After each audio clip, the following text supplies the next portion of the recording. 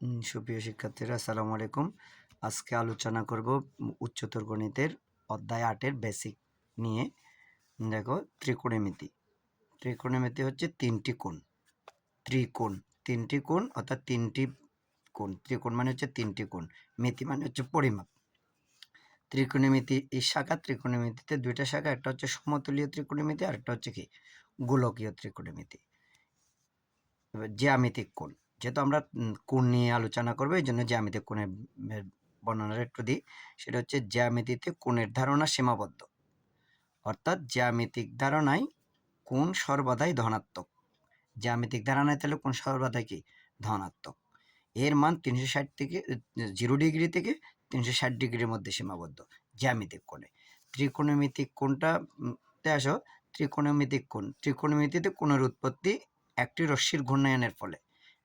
একটি রশ্মির ঘূর্ণায়নের ফলে যে কোনো মানের কোণ উৎপন্ন হতে পারে। জ্যামিতিতে কিন্তু তোমার কোণটা 0 ডিগ্রি থেকে 360 ডিগ্রির মধ্যে সীমাবদ্ধ থাকবে, আর ত্রিকোণমিতিতে যে কোনো মানের কোণ উৎপন্ন হতে পারে।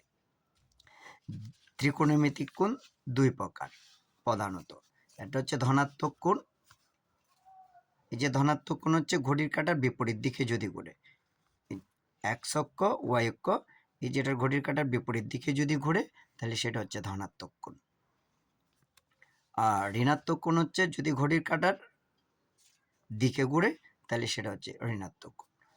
আদর্শ কোণ, ত্রিকোণমিতিতে এই যে 5টা কোণ আছে সেটা হচ্ছে 0 degree, 30 degree, 45 degree, 60 degree, 90 degree. এই কোণগুলিকে আদর্শ কোণ বলে।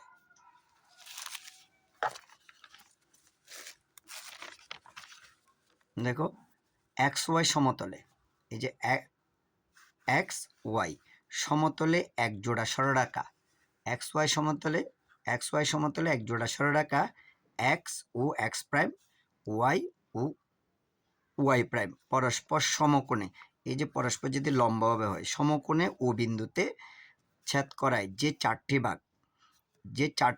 ভাগ হয়, এই চারটি কি সমকোণ উৎপন্ন করে, তাদের প্রত্যেকটির অভ্যন্তরকে একটি চতুর্ভাগ বলা হয়। এই যে এক্স অক্ষ ওয়াই অক্ষ পরস্পরকে লম্বভাবে ছেদ করলে আমার এই যে অভ্যন্তরীণ যে চতুর্ভাগগুলি হয়, এই এক একটাকে কি চতুর্ভাগ বলা হয়।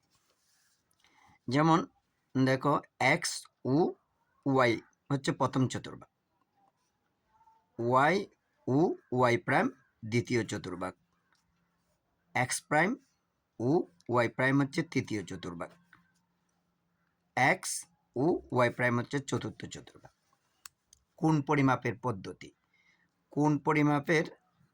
পদ্ধতি হচ্ছে ষাটমূলক পদ্ধতি, শতমূলক পদ্ধতি, বৃত্তীয় পদ্ধতি।